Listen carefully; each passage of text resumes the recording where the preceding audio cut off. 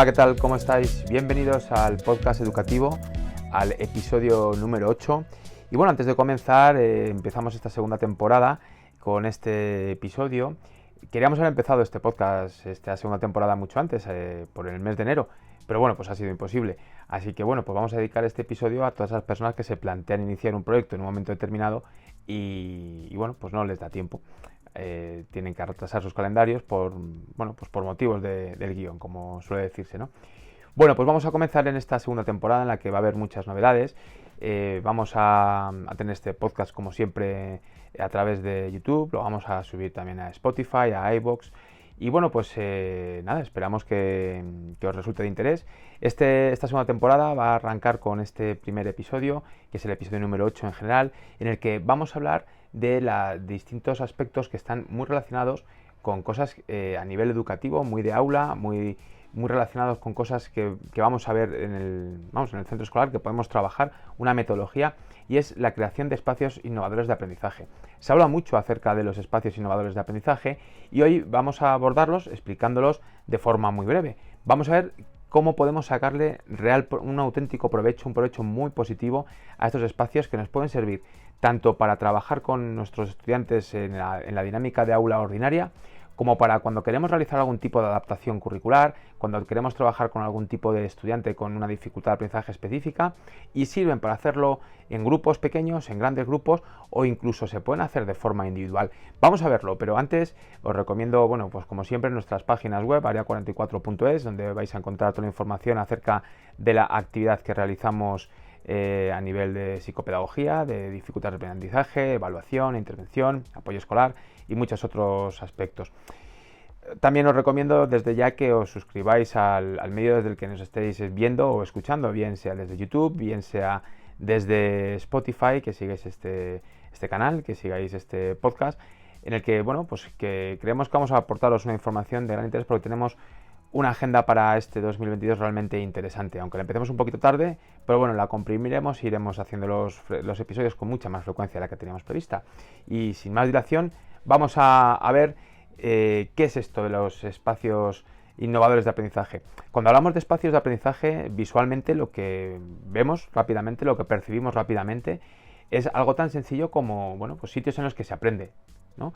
El aula tiene un montón de espacios, habitualmente físicos, que podemos distribuir de una forma diferente a la que solemos hacerlo, porque habitualmente las distribuimos siempre de la misma forma. El docente en un sitio y las mesas en otro, bien agrupadas en filas, bien agrupadas de forma individual o haciendo pequeñas composiciones, cuadrados, círculos, etc.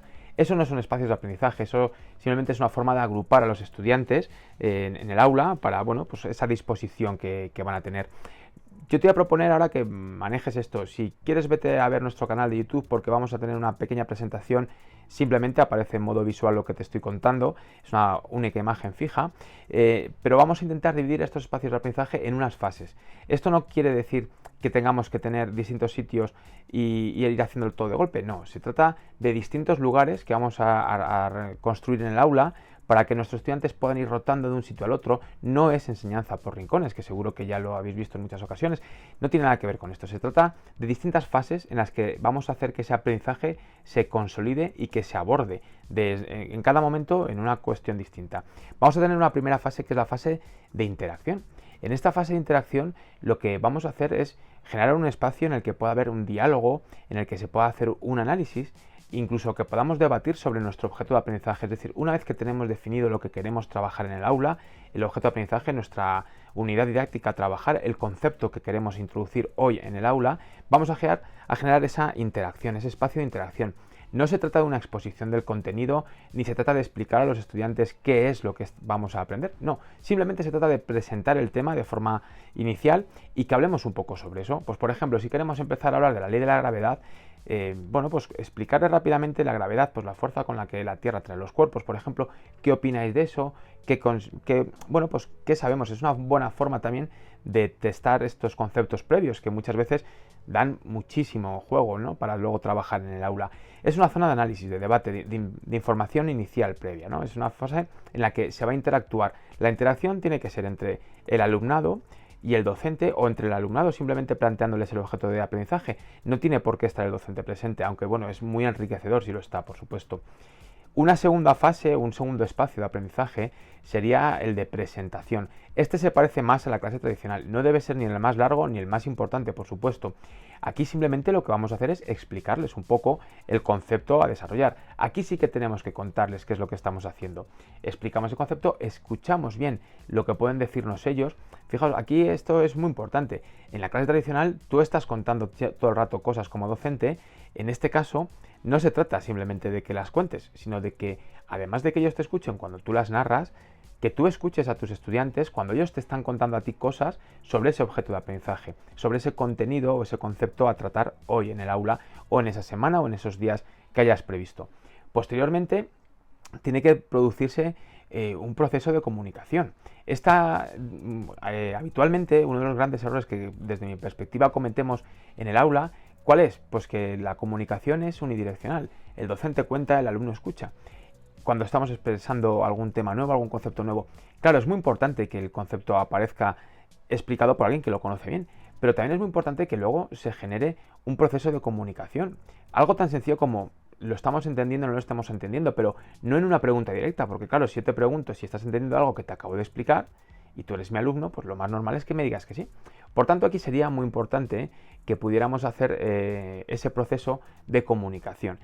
¿Cómo podemos saber que se ha adquirido esa noción previa, ¿no?, sobre el contenido a trabajar? Porque esta es la segunda fase, vamos a ver otras más, no es el último momento. Bueno, pues establecemos algún tipo de comunicación por la que podamos entender que eso está sucediendo. Después vamos a pasar a una fase de desarrollo.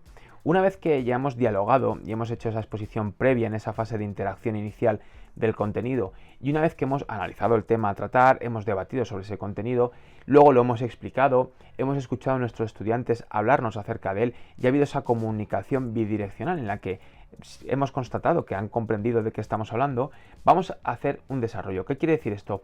Vamos a permitir a los estudiantes la libertad de que ellos puedan planificar algún tipo de actividad con ese contenido. Puede ser algo muy sencillo, desde una presentación en la que van a exponer o a expresar lo que han comprendido del concepto que les hemos transmitido, hasta un proyecto.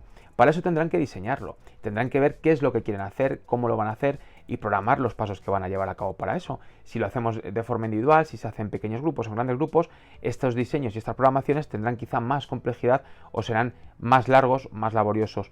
Y estas son fases que son realmente importantes y que aportan muchísimo siempre cuando estamos en una fase de trabajo, en un proceso de investigación, que es la fase siguiente a la que vamos a ir. Aquí algunos autores hablan de dos fases distintas, de investigación y luego otra de intercambio. Yo voy a hablar de ellas como la misma fase de investigación y de intercambio. Estas son unas fases realmente preciosas en el proceso de trabajo por espacios de aprendizaje innovadores, en el que lo que estamos haciendo realmente es facilitar a los estudiantes la capacidad o la posibilidad de construir desde su propio interés, desde ese proyecto que han llevado a cabo en ese desarrollo inicial que hemos visto en el paso anterior.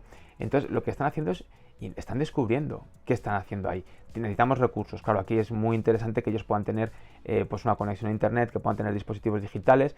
También es interesante que puedan tener documentos en papel, tal vez el libro de texto, cualquier otro tipo de documento que pueda aportarles a ellos capacidad de descubrir y sobre todo sobre el que puedan buscar. Yo aquí recomiendo sobre todo que si no queréis que trabajen en línea, que no queréis que trabajen con páginas web, que les facilitéis documentos en PDF para que puedan buscar, para que puedan hacer un recorrido en ese aspecto a lo largo de ese documento y que puedan buscarlo de una forma apropiada. Si diseñamos un buen documento en PDF, podrán trabajarlo muy bien. O podremos facilitarles varios documentos distintos, aunque bueno, sin duda alguna, a día de hoy, lo más apropiado sería quizá dejarles libertad de encontrar a lo largo de Internet todo aquello que esté relacionado con ese objeto de aprendizaje.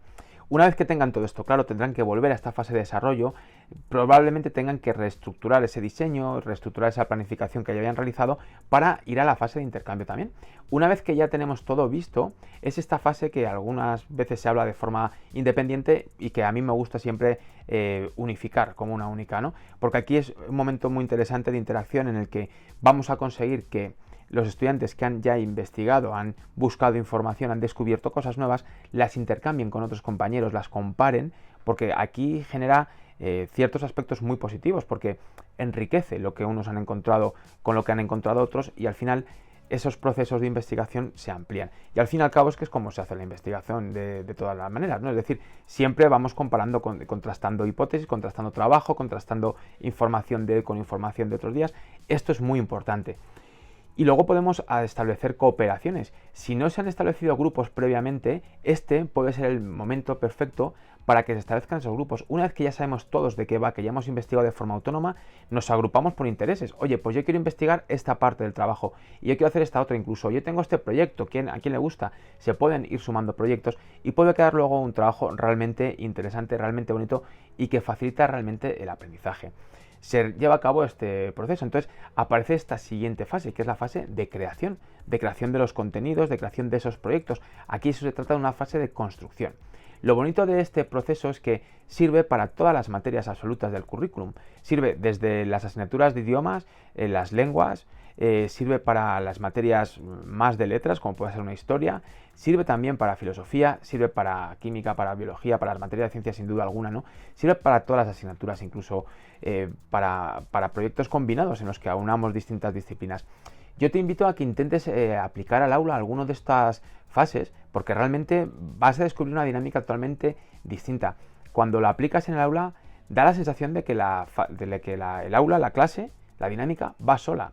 Una vez que los estudiantes aprenden a moverse en esta dinámica y aprenden muy rápido, indistintamente de la edad, es algo muy rápido, es casi automático el aprendizaje que llevan a cabo para esta dinámica, vas a descubrir que hay muchísimas cosas que, bueno, pues que mejoran totalmente la calidad de la clase y la clase se convierte en algo realmente interesante. Más adelante hablaremos sobre la clase invertida. Aquí tienes que aplicar parte de clase invertida porque si esa primera fase de interacción la enriquecemos con una clase invertida de forma previa, el resultado es realmente mucho mayor, tiene un impacto muchísimo mayor en el aprendizaje de los estudiantes y sobre todo en la dinámica de aula de ese día. Así que nada, te animo a que pruebes este tipo de metodología, que trabajes en ella y por supuesto suscríbete al canal de YouTube si no estás viendo desde ahí o sigue este podcast en el caso que lo estés escuchando. Y por supuesto si tienes algún tema de interés educativo o quieres contarnos alguna iniciativa, no dudes en contactar con nosotros, mándanos un mensaje privado, escríbenos en info@area44.es, escríbenos en nuestra cuenta de Gmail, area44cp@gmail.com, búscanos en redes sociales, escríbenos por cualquier medio y sin duda estaremos encantados de escuchar tu proyecto y sobre todo de que nos lo cuentes a nosotros online y que lo convirtamos en un episodio seguro de este podcast en el que, bueno, pues vamos a pasar un buen rato escuchando y aprendiendo. Pues nada más, hasta aquí con este episodio, espero que te haya resultado de interés y que nos veamos muy pronto en los próximos episodios del podcast. Hasta luego.